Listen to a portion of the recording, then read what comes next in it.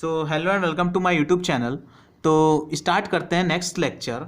और ये जो एटॉमिक फिजिक्स जो मैं पढ़ा रहा हूँ, ठीक है, बोहर मॉडल, ये सब इस सीरीज़ का सबसे इम्पोर्टेंट आज का ही लेक्चर है। ठीक है, ये सबसे मोस्ट इम्पोर्टेंट है। इसी में मैं बताने वाला हूँ शॉर्ट ट्रिक्स, थोड़ा अच्छे से याद रखना। और बोर्ड जेईई मेंस के लिए बहुत ज़्यादा इंपॉर्टेंट है ये टॉपिक लेक्चर। ठीक है, चलिए स्टार्ट करते हैं। नया टॉपिक है velocity of electron in an nth orbit. मतलब किसी भी ऑर्बिट में क्या वेलोसिटी क्या होती है। हमने रेडियस फाइंड कर लिया था। रेडियस कितना फाइंड किया था? R equals to R naught क्या फाइंड किया था? एन स्क्वायर बाई जेड, यही तो फाइंड किया था। जहां आर नॉट की वैल्यू क्या थी? 0.53 एंगस्ट्रॉम। ठीक, तो मैं वैल्यू रख दूंगा डायरेक्ट मैं। अच्छा, आर नॉट की वैल्यू हमने निकाली थी, बहुत कॉम्प्लिकेट आ रहा था। Epsilon naught H square upon 4 pi epsilon के ई स्क्वायर अपॉन एम, ये सब चीज़ आ रही थी। उसकी जरूरत नहीं है, रिक्वायर नहीं है याद करने का। अगर याद रखना है तो वो डेरिवेशन याद रखो। ठीक है, तो R equals to R naught N square by Z, ये आया था हमारा। ठीक, अब हमको वेलोसिटी में जाना है, वेलोसिटी निकालनी। वेलोसिटी कैसे निकालेंगे? हमें मालूम है, एक फॉर्मूला होता है, angular momentum equals to N H upon 2 pi, ये होता है। यहाँ मैं आर की वैल्यू रख दूंगा, वेलोसिटी निकल जाएगी। यहाँ से वी क्या हो जाएगा? वी हो जाएगा N H upon 2 pi M V. ठीक है, आर की value, sorry M V R, M V R, M V नहीं एम आर, सॉरी। ठीक है, यहाँ क्या करोगे? आर की वैल्यू रख दो, तो V equals to N H upon 2 pi. मैं वो वैल्यू रखूंगा डायरेक्ट आर, ये 0.53 रख देता हूँ। ठीक है, 0.53 तुम लोग डेराइव कर लेना। वो आर नॉट की वैल्यू उसी के फॉर्मेट में लिखना, कोई जरूरत नहीं मतलब ये ए नॉट रखने, मतलब ऐसे रखने की। तुम लोग अपने हिसाब से करना। 0.53 रख दूंगा मैं यहाँ पर, R into N square upon Z. ठीक है, एंगस्ट्रॉम में नहीं रखना है हमको, मीटर में रखना है। तो मैं इंटू 10⁻10 रख दूंगा, मीटर में हो जाएगा। अगर एंगस्ट्रॉम से मीटर में कन्वर्ट करना है तो मल्टीप्लाई कर दो 10⁻10 से। ठीक है, उसके बाद मैंने रख दिया आर की value 2 pi R into M रख दो। ठीक है, अब देखो एक एन से एक एन कट जाएगा, ऊपर चला जाएगा जेड, तो वी इक्वल्स टू हो जाएगा H upon 2 pi into 0.53 into 10⁻10 into M into Z by नीचे एन। ठीक है, फिर ये कांस्टेंट होगा, एच की वैल्यू कांस्टेंट, 2 पाई दिस सब कांस्टेंट है, मास भी कांस्टेंट इलेक्ट्रॉन का। फाइनली जो वी आएगा हमारा, वो आएगा 2.18 इंटू 10⁶ जेड अपॉन एन, ये आ जाएगा हमारा। हमको याद क्या रखना है? ये किसके प्रोपोर्शनल है? ये किसके प्रोपोर्शनल है? ये एटॉमिक नंबर के डायरेक्टली प्रोपोर्शनल है और ऑर्बिटल नंबर का इन्वर्सली प्रोपोर्शनल है। तो V directly proportional to Z by N, ये याद रखना है। या बोल दो इसको, कैसे लिख लूँ? वी इसको भी मैं बोल देता हूँ V naught Z by N. ये कोई कांस्टेंट है वी नॉट, जिसकी वैल्यू कितनी है? 2.8 इंटू 10⁶। फिर से एक चीज़ करते हैं, क्या करते हैं? एनालाइज करते हैं कि हाइड्रोजन, हीलियम, लिथियम के लिए कैसे निकालेंगे। जैसे हाइड्रोजन लिख दिया, हीलियम लिख दिया, ठीक है, उसके बाद Li+2 लिख दिया और बेरिलियम +4 लिख दिया। ठीक, अब देखो हाइड्रोजन के लिए एटॉमिक नंबर 1, फर्स्ट ऑर्बिट की निकालनी है। सपोज मुझे फर्स्ट ऑर्बिट का निकालना है, मुझे n इक्वल्स टू 1 के लिए देखना है, तो इसके लिए कितना आएगा? वी नॉट डायरेक्ट आएगा। ठीक, हीलियम के लिए कितना आएगा? ये चीज़ें याद रखना है, क्वेश्चन डायरेक्टली पूछ लेता है किसका किसका मैच करता है। मैं बोल रहा हूँ, याद नहीं रखना, अपने आप एनालाइज कर लेना। हीलियम का 2, तो Z inversely V naught by 2 हो जाएगा, सॉरी 2 वी नॉट हो जाएगा, जेड ऊपर है। ठीक है, लिथियम का 3, तो कितना हो जाएगा? 3 वी नॉट। बेरिलियम का 4 वी नॉट फर्स्ट ऑर्बिट में। सेकेंड ऑर्बिट में ये कितना हो जाएगा? वी नॉट बाई 2 हो जाएगा। ठीक है, ये इसमें ये 2 वी नॉट हो जाएगा। देखो आ गया कि फर्स्ट ऑर्बिट में हाइड्रोजन की ऑर्बिट में वेलोसिटी और हीलियम के सेकेंड ऑर्बिट की वेलोसिटी इलेक्ट्रॉन की दोनों सेम रहती हैं। ये क्वेश्चन बहुत इंपॉर्टेंट है, आ भी जाता है क्वेश्चन। ठीक है, उसके बाद देख लो फिर यहाँ पर क्या हो जाएगा? जेड की वैल्यू 3/2 वी नॉट। फिर यहाँ पर कितना हो जाएगा? 4/2 मतलब 2 वी नॉट। देखो हीलियम की फर्स्ट, बेरिलियम की सेकेंड ऑर्बिट की वेलोसिटी सेम रहती है। तो इसी तरीके से करते जाते हैं, कहीं ना कहीं मैचिंग हो जाता है। तो अगर क्वेश्चन आता है तो ये जल्दी से एनालाइज करके तुम बता सकते हो। ठीक है, तो ये बहुत इंपॉर्टेंट है। चलिए नेक्स्ट स्टार्ट करते हैं, energy of electron in different orbits. हमने सिर्फ एनर्जी का फॉर्मूला पढ़ा था, अभी ऐसा थोड़ा देखा कि डिफरेंट ऑर्बिट्स में, हाइड्रोजन की डिफरेंट ऑर्बिट में या अदर एटम्स की डिफरेंट ऑर्बिट्स में क्या एनर्जी का फॉर्मूला होता है, क्या कैसे एनर्जी वेरी करती है। ठीक है, तो हमने देखा था कि हाइड्रोजन एटम में जो हमने टोटल एनर्जी निकाली थी, कैसे निकाली थी, kinetic energy plus potential energy के फॉर्मूले से निकाली थी, ठीक है। और काइनेटिक एनर्जी क्या आई थी हमारी, ओ सॉरी, हाँ काइनेटिक एनर्जी क्या आई थी हमारी, आई थी जेड ई स्क्वायर, अब मैं लिख दे रहा हूँ डायरेक्ट, पीछे लेक्चर फॉलो कर सकते हो, सेकंड लेक्चर, ठीक है, 8 पाई एप्सिलॉन नॉट आर, ठीक है। पोटेंशियल एनर्जी का फॉर्मूला हमारा क्या आया था, minus Z E square upon 4 pi epsilon naught R, ठीक है। टोटल एनर्जी हमारा क्या आया था, minus Z E square upon 8 pi epsilon naught R, ठीक है। अब यहाँ निकाल तो दिया था, यहाँ तो आर तो हमारा अननोन था ना, हमें आर थोड़ा ना मालूम था, तो मैं क्या करूँगा, अब आर की वैल्यू उठा के रख दूंगा यहाँ पर, ठीक है, आर की वैल्यू उठा के रख दूंगा। अच्छा, आर मैंने पीछे डिराइव करवाया है, आर इक्वल टू मैंने ये बोला या तो 0.53 एंगस्ट्रॉम इंटू क्या बोल दो एन स्क्वायर बाई जेड लिख लो, या तो ये लिख लो, या फिर आर की जो डेरिवेशन कराई थी क्या आया था formula, me⁴ upon 8 epsilon naught square H square Z square upon, ये गलत हो गया था शायद, एक सेकेंड, हाँ ये एन स्क्वायर बाई जेड होगा यहाँ पर, एन स्क्वायर बाई जेड, ये गलत लिख दिया मैंने। आर होता है हमारा epsilon naught H square upon pi M E square, ये ई बेस में नहीं है, ठीक है, एम ई स्क्वायर, फिर यहाँ क्या जाएगा एन स्क्वायर बाई जेड, ये फॉर्मूला होता है। तो दोनों फॉर्मूले तुम अप्लाई कर सकते हो, क्योंकि तुमको एट द एंड कांस्टेंट को निकालना होता है, कांस्टेंट से कांस्टेंट की वैल्यूज पुट करनी होती है, ठीक है। तो यहाँ जेड की वैल्यू, जो टोटल एनर्जी की वैल्यू क्या है, Z E square upon 8 pi epsilon naught R, जब आर की वैल्यू मैं इसमें उठा के रखूंगा तो जो फॉर्मूला बनेगा वो हमारा बनेगा E equals to me⁴ upon 8 epsilon naught square H square into Z square upon N square. ये बहुत इंपॉर्टेंट है, ठीक है, ये याद रखना है, फॉर्मूला नहीं याद रखना, और एट द एंड याद क्या रखना है हमको, जब मैं इसकी वैल्यू जब सारे जो ये भी कॉन्स्टेंट्स है सबकी वैल्यू पुट करूंगा, तो जो वैल्यू आती है ई इक्वल टू आती है 13.6 Z square upon N square, energy आती है इलेक्ट्रॉन वोल्ट में, ये याद रखना है, ठीक है। एनर्जी किसके प्रोपोर्शनल है, Z square upon N square, ये बहुत इंपॉर्टेंट है, Z square upon N square, ठीक है। अगर मैं हाइड्रोजन एटम की बात करूं,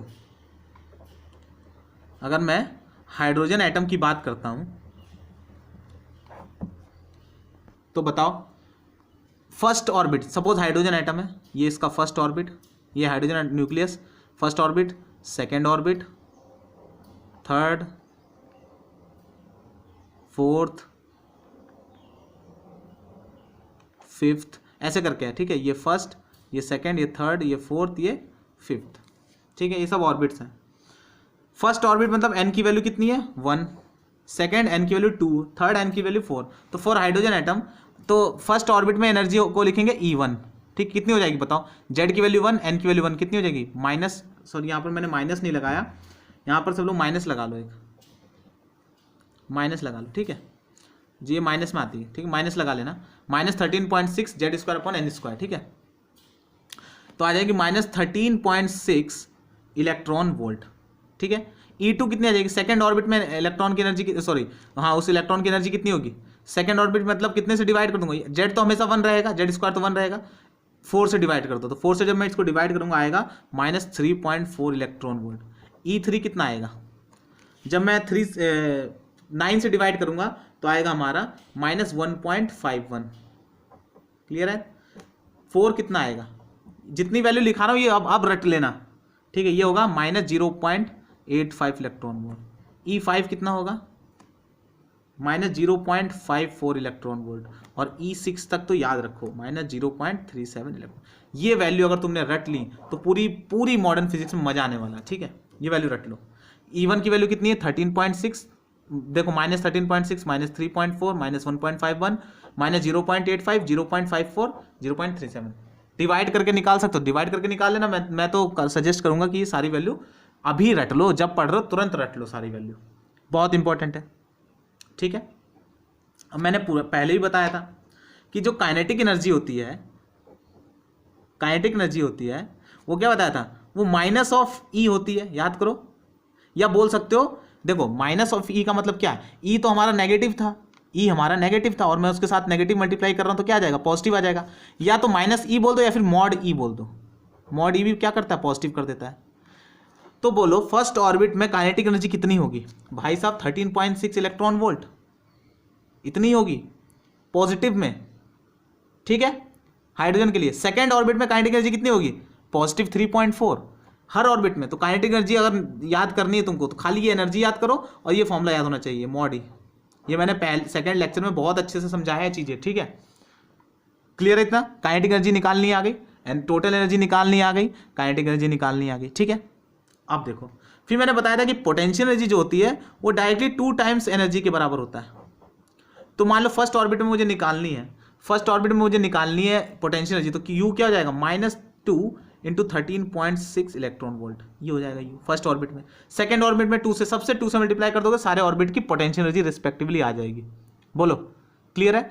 तो ये दो चीज़ें हैं ना, बहुत मतलब क्लियर कर लो कि U = 2E और काइनेटिक एनर्जी मॉड ई, ठीक है। तो मुझे क्या करना है, E1 E2 E3 E4 E5 E6 की वैल्यू याद कर लेनी है और एट द एंड फिर ये फॉर्मूला लगा देना है। तो मैं पोटेंशियल एनर्जी भी निकाल सकता हूँ किसी भी ऑर्बिट की। अभी मैं सिर्फ और सिर्फ हाइड्रोजन की बात कर रहा हूँ, हाइड्रोजन के लिए Z1 के लिए बात कर रहा हूँ, ठीक है। और यहाँ दिख रहा है हमको फॉर्मूला क्या है, 13.6 Z²/n², ठीक है। तो यहाँ Z1 है, तो एक तरीके से देखो तो मैंने ये निकाल दिया, -13.6/n² की वैल्यू निकाल दी सारी, देखा जाए तो। अगर ये जो वैल्यूज हैं 13.6 किसकी, 13.6/n², 1², -13.6/2², 3², 4² डिवाइड कर दो, इतने की वैल्यू निकाल दी मैंने, ठीक है। क्योंकि हाइड्रोजन के लिए Z की वैल्यू 1 थी ना, क्लियर है इतना। अब मुझे चलो मैं थोड़ा पॉइंट्स लिख देता हूं ताकि याद रहे। चलिए तो पॉइंट्स देख लो। E1 क्या कहते हैं, E1 is called first energy level और ग्राउंड स्टेट। मतलब अगर मैं एनर्जी लेवल बना दूं कि n = 1 है, मतलब first orbit, second orbit, third orbit, fourth orbit, या एनर्जी लेवल बोल दो, ठीक है।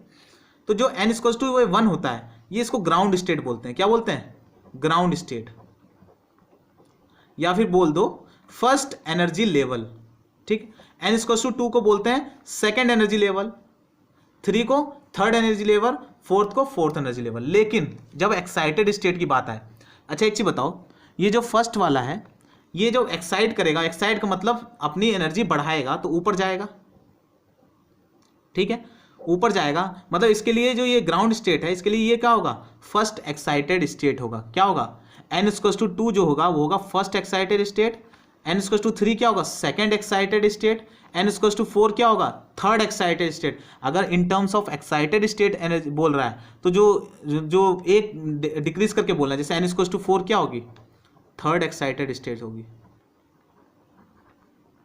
ठीक है। n = 5 क्या होगी, फोर्थ एक्साइटेड स्टेट होगी, ठीक है। देखो यहाँ से एटम एक्साइट करेगा सेकंड में तो ये फर्स्ट, इसकी फर्स्ट एक्साइटेड स्टेट, फिर यहाँ से फिर एक्साइट करेगा थर्ड में तो ये सेकंड एक्साइटेड स्टेट, फिर थर्ड एक्साइटेड स्टेट। तो ये एक्साइटेड स्टेट जो है वो जैसे n = 4 है तो एक कम करके बोला नहीं जाता, मतलब होती है, ठीक है।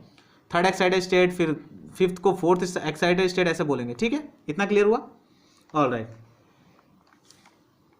ये बहुत काम का पॉइंट है, मैं जो एक्साइटेड स्टेट की बात कर रहा हूं, इंपॉर्टेंट इसलिए कि सारे क्वेश्चन इसी में दिए रहते हैं, excited state excited state excited state ऐसे ही बोले रहते हैं, ठीक है। तो ये नहीं बोलेगा थर्ड एनर्जी लेवल, डायरेक्टली नहीं बोल देगा, बोलेगा फोर्थ एक्साइटेड स्टेट, मतलब क्या है, वो फिफ्थ लेवल में है, ठीक है। तो इस तरीके से ध्यान रखना, क्वेश्चंस में बहुत पूछा जाता है, ठीक है। तो मैं अगर ये तो मैंने हाइड्रोजन के लिए लिख लिया, जो मैंने ये एनर्जी लिखा, मैंने ये जो पूरा एनर्जी का ये लिखा, ये मैंने पूरा हाइड्रोजन के लिए लिख लिया कि हाइड्रोजन के फर्स्ट ऑर्बिट में इतना होता है, सेकंड ऑर्बिट में इतना, थर्ड ऑर्बिट में, फोर्थ में, फिफ्थ में, सिक्स्थ में इतना। मतलब मैंने इसकी वैल्यू निकाल दी 13.6/n² की 1 2 3 वैल्यू रख के निकाल दी, ठीक है। अगर मुझे डिफरेंट ऑर्बिट की बात करनी है, क्योंकि एनर्जी का फॉर्मूला क्या था, 13.6 Z²/n², इसके लिए तो Z1 था, अदर ऑर्बिट के लिए तो Z1 नहीं होगा। तो मैं क्या करूंगा, इसमें ये जो इसकी जो वैल्यूज आई है 1 के लिए 2 के लिए, बस उसमें Z² से मल्टीप्लाई कर दूंगा, वो अदर के लिए हो जाएगा। जैसे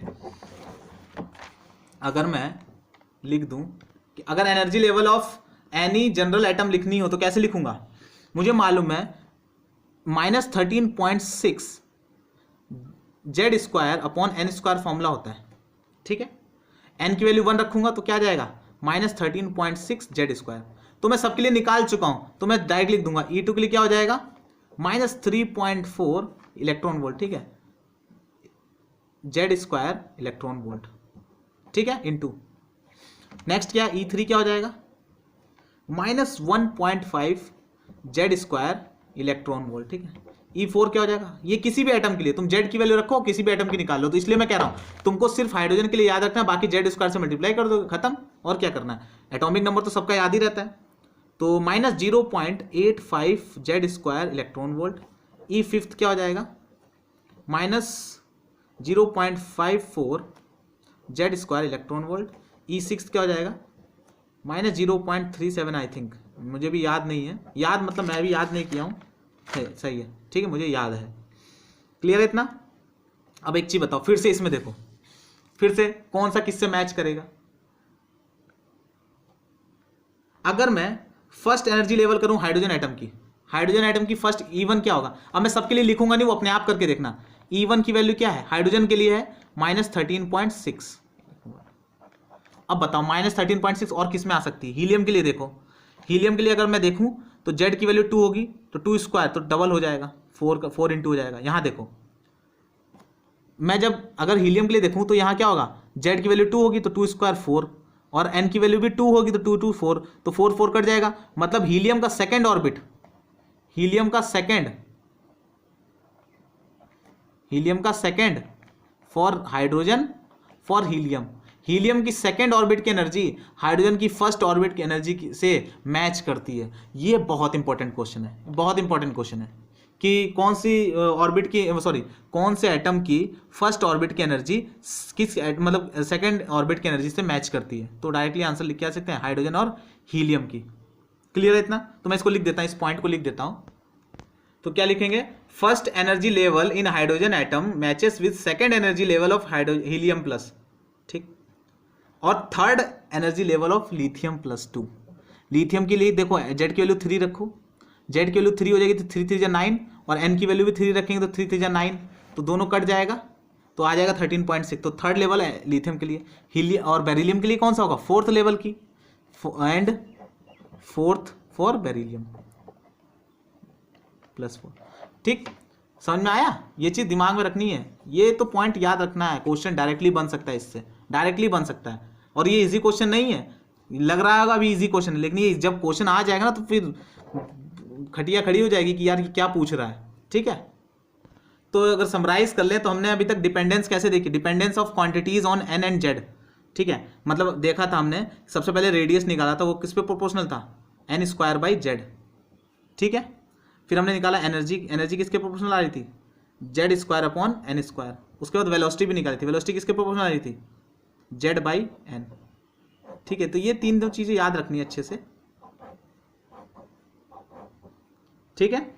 और एंगुलर मोमेंटम किसके प्रोपोर्शनल था, याद करो, mvr = NH/2π था, तो इसको एंगुलर मोमेंटम बोलते हैं, L बोल दो, L ∝ n, ठीक है। ये चारों चीज दिमाग में रखने लेना अच्छा है। अच्छा, जो मजे वाली बात थी, मतलब जो अब यहाँ से जो तगड़ी चीज स्टार्ट हो रही थी, वो अप्रॉक्स 20 मिनट्स ले लेगा यार, और 20 मिनट्स ले लेगा तो ये लेक्चर 40 मिनट्स का हो जाएगा, तो वो मुझे पसंद नहीं कितने लंबे लंबे लेक्चर्स, ठीक है। तो वेट करो, नेक्स्ट लेक्चर में बहुत बढ़िया चीज़ें, ट्रस्ट में बहुत मजा आएगा इस चैप्टर में। बस वो लास्ट होगा, लास्ट कंसेप्ट होगा और मजा आ जाएगा, उंगलियों पे रट जाएंगे क्वेश्चन सारे, चाहे कहीं से भी उठा लेना, IIT जेई मेंस कहीं से भी उठा लेना क्वेश्चन, ठीक है। तो thanks for watching this video. अगर वीडियो में मजा आया है तो लाइक जरूर करना, शेयर जरूर करना, सब्सक्राइब जी जरूर करना, ठीक है। तो thanks for watching this video.